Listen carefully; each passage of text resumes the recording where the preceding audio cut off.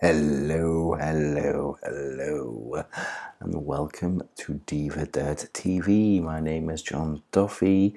I am from Liverpool, UK. I'm a contributing writer for divadirt.com. So once you watch this, head over there, check out some of the stuff that I've written on the old computer, and yeah.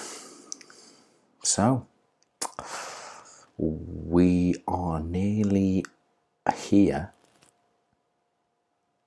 I don't know how to say, the maddest, most unprecedented, strangest, most bizarre WrestleMania of all time.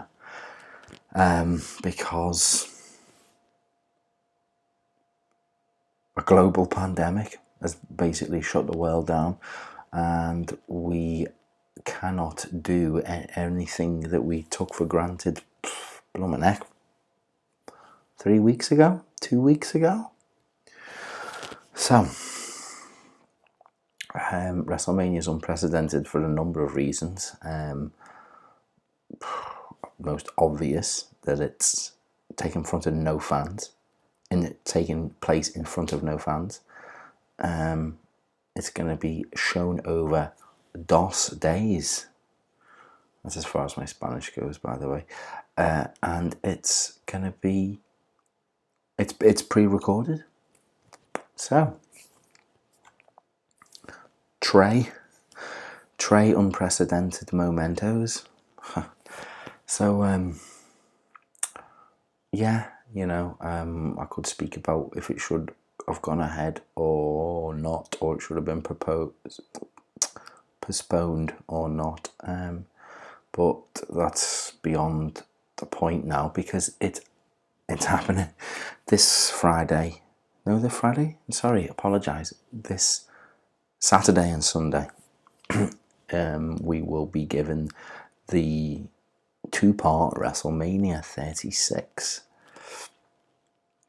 So I'm here today to give you a little bit of preview and predictions, as I've done in the past. I'll do this, and I'll do a post review probably the day after, so most probably hit you on the 6th, April 6th. Yeah, April 6th, that's the Monday, which is, funnily enough, up until the point that WWE have recorded. So any WWE footage from there is unknown. We don't know what's going to happen. If the ban's going to be lifted, lockdown's going to be lifted, or whatnot. So anyway, enough of that.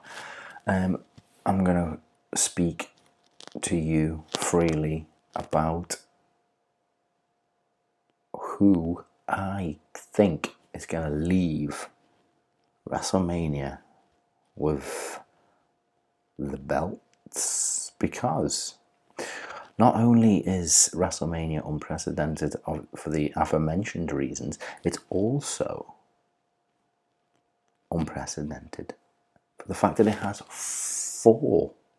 quattro major women's matches. No pillow fights, no bikini contests, no battle royals, but 4 women's championship matches. Never been done before. Let's hope it continues. So, without further ado, I'm going to give you a little preview and a little prediction of what matches I think, of what the winners are going to be coming out of those matches. So let's start. My first match, and my favourite, the one I'm most looking forward to, is going to be Rhea Ripley versus Charlotte Flair for the NXT Women's Championship. Again, another first and another unprecedented moment is that an NXT Championship is being defended on WrestleMania, regardless of if it's in front of a crowd or not. It's going to be still an momentous occasion for Miss Ripley, who has had possibly one of the best 6-month pushes in recent history. Survivor Series, winner of the Survivor Series, one of the first Women's War Games matches, pinned Charlotte Flair, beat Shayna Baszler for the NXT Championship, and now she's challenging Charlotte Flair. So the preview leading up to that match has been alright. A few interviews, a few jibes back and forth, both Rhea popping up on Raw, Charlotte popping up on NXT. But we haven't really seen much kind of physicality. They had a little kind of argy-bargy between Bianca Belair and Charlotte Flair. Then Charlotte appeared on NXT, and they had a little bit of a scrap there, and a nice figure of 4 around the old turnbuckle a la Bret Hart, which was nice to see. I love that. And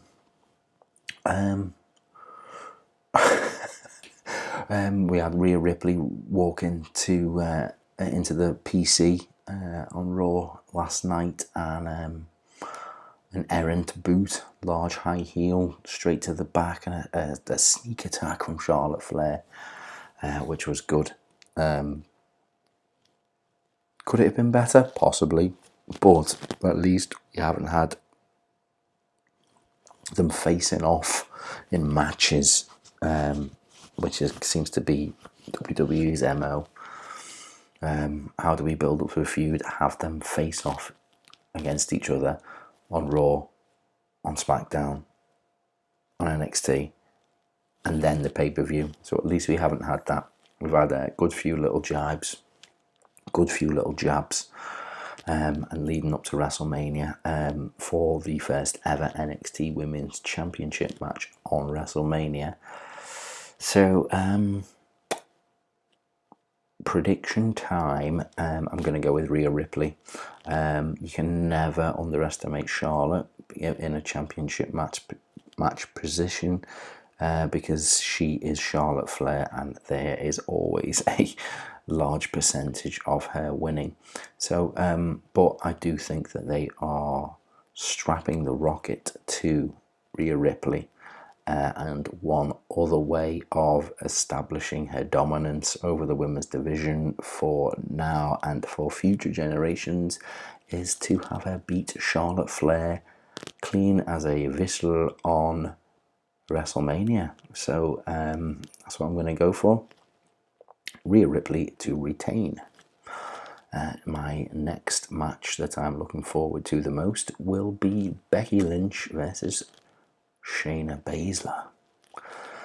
Now, the build-up to this has been quite interesting because we've had a vampire-ish neck bite,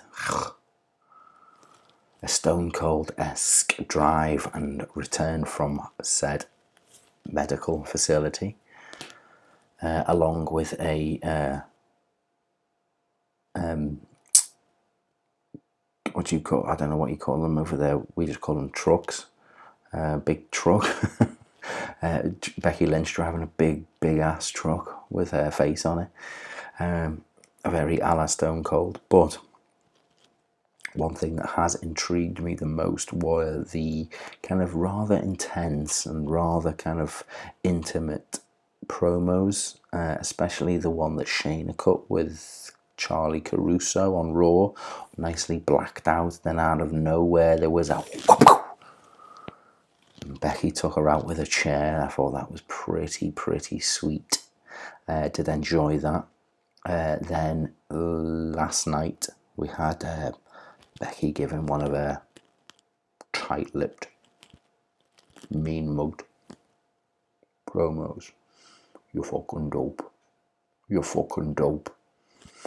But then, mid-sentence, she was like, and then got walloped against the table. I thought that was pretty Cool. I really enjoyed that. I am a big fan of Becky Lynch, big fan of Shayna Baszler. However, I do think that Becky Lynch comes out of this match as the full year champion. She won the belt last year at WrestleMania, and she will leave this year's WrestleMania as champion also for that very reason. I do think there is a chance that Shayna Baszler will win the title along further down the line, but I think, as I said, for that reason, for the reason of a full year championship reign for the man Becky Lynch, who, although isn't as popular as she was last year, due to, you know, a bit of a lower, WWE took their foot off the gas regarding the women's division than they did last year. So we'll see. I think that's why. But Becky Lynch shall retain and probably go on to face Shayna further down the line and probably lose it. But she will leave WrestleMania in a strong, I think they'll main event again, which will be pretty cool. Be happy to see that again. And then we shall also see a good mat-based submission style match, I think. I think that will both play into their strengths, as they both have a submission finisher. So looking forward to that. But Becky is going to leave her second WrestleMania as champion. The next and third match that I'm most looking forward to is that of Alexa Bliss and Nikki Cross taking on Asuka and Kairi Sane, the Kabuki Warriors, for the Women's Tag Team Championships match. Very happy to see this. I think Nikki Cross and Alexa Bliss are a great tag team. Really funny, both in and out of the ring. This will be the first time that the championships have been defended since December 2019 TLC. In that kind of crackers and crazy match that, unfortunately, Kairi Sane got really concussed and couldn't finish the match. They had to kind of ad lib and think on their feet.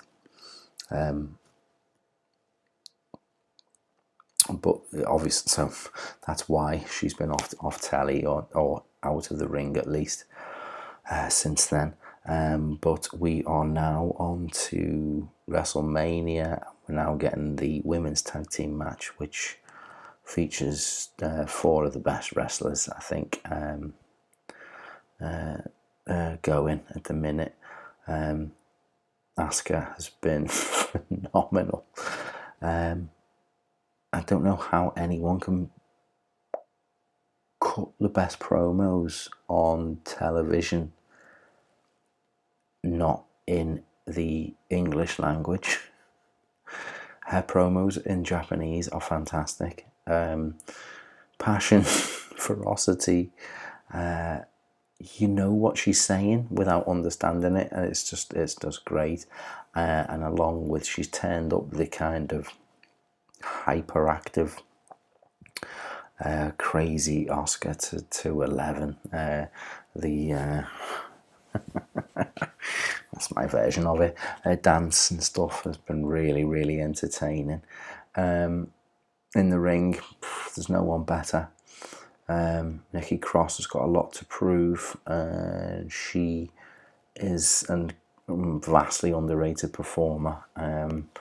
She's a great entertainer out of the ring, but in the ring she can do so much more than she's been allowed to. So hopefully we're going to see some more of that. However, I do think I'm going to predict right now that the Kabuki Warriors are leaving WrestleMania with the championships. So far it's a clean sweep for the champions. But that's why I'm leaving the SmackDown one for last. The build's been alright. Asuka has been kind of preoccupied with Becky Lynch at Royal Rumble, and I think a couple of weeks after it, then Asuka was with, tied up with Shayna Baszler in the Elimination Chamber and whatnot. But now finally we're going to see the Kabuki Warriors together as a cohesive union, or cohesive unit rather, against very entertaining and very competent tag team in Alexa Bliss and Nikki Cross. So good match, I think, coming up. But the Kabuki Warriors shall leave WrestleMania with the championships. I think to keep the belt with a certain amount of prestige. Hopefully they'll give it a bit of effort and they can do what they originally said they were going to do and kind of go across a brand into brand, NXT, SmackDown, Raw, and Challenge.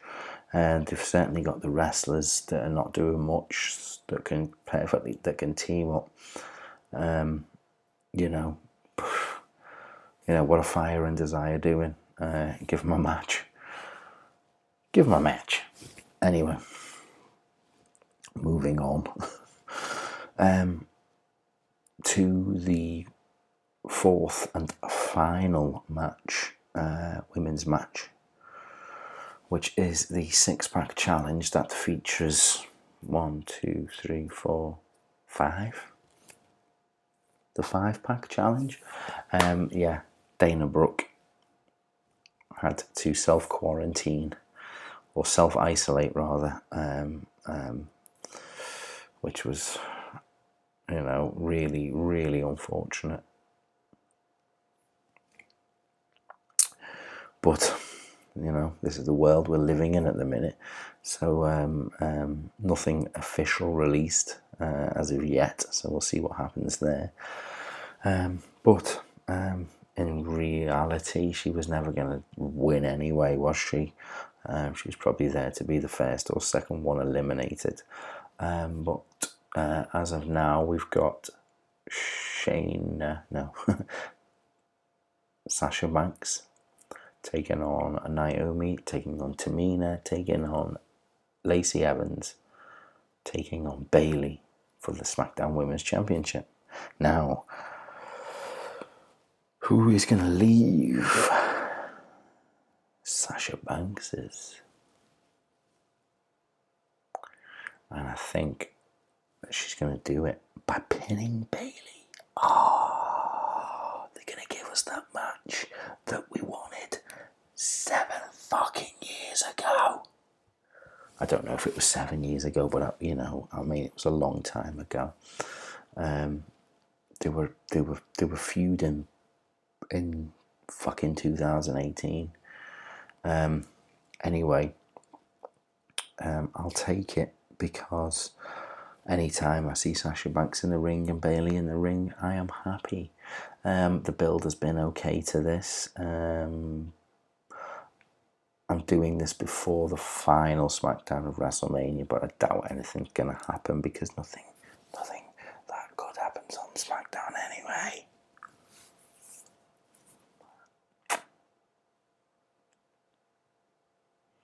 So, I did like Sasha Banks's wry little smile as Bayley left when Paige, for some reason, announced the match. Paige can do that now.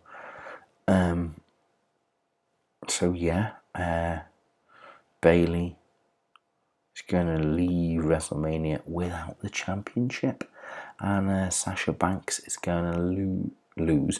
Sasha Banks is going to leave WrestleMania with the championship, and correct me if I'm wrong, it'll be her first SmackDown Women's Championship reign, and hopefully it'll be a lengthy one because her Raw ones certainly weren't. And hopefully we can get that Bayley and Sasha Banks feud that we've been wanting since as I said, 5, 6, 7 years ago. Lacey Evans ain't winning it. Lacey Evans is done in my eyes. They killed her, really, didn't they? They've put her in positions that she's not ready for, unfortunately. Naomi did not who cares, but what they've done with her, who cares? Tamina, are you fucking kidding me? I like Tamina, but come on. It's all about Sasha Banks and Bayley. This, and I don't know why they just didn't do the match we've all been wanting for, unless they're leading up to SummerSlam. But that's all depending if this friggin' virus goes away and we can actually start to go out to the shops without the chance of friggin' dying. Anyway, less of that. More about the wrestling. So, with everything going to plan, I'm going to watch WrestleMania live. I'm going to enjoy it like it were any other WrestleMania. Hopefully them recording it, pre-recording it in multiple locations. They're able to kind of sprinkle a bit of like Hollywood dust over it and make it a bit more theatrical, a bit more aesthetically pleasing than two people fighting in a ring in front of no fans, which they haven't really done that well yet. But hopefully, fingers crossed, we'll get a bit of Lucha Underground-esque magic sprinkled over it. Give Eric Van Wagenen a call and see if we can sort them out. Anyway, I've wittered on far too long. It was only meant to be a short video, but it's WrestleMania, so it's too big for one night. Yeah, okay. Anyway, so that was my WrestleMania preview and predictions. Let me know if you agree. If you don't, let me know also. Let me know if you like the videos. They do take a bit of chunk of time to do. If you don't like them, then I won't do them. And if you do like them, I will do. Hey.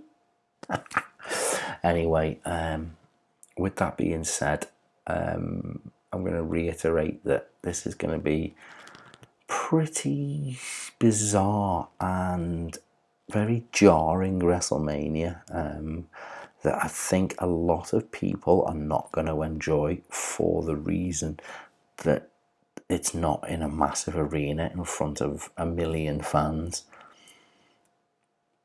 There's not going to be any WrestleMania moments, but it's certainly not going to be a WrestleMania that we're going to forget in a very, very long time.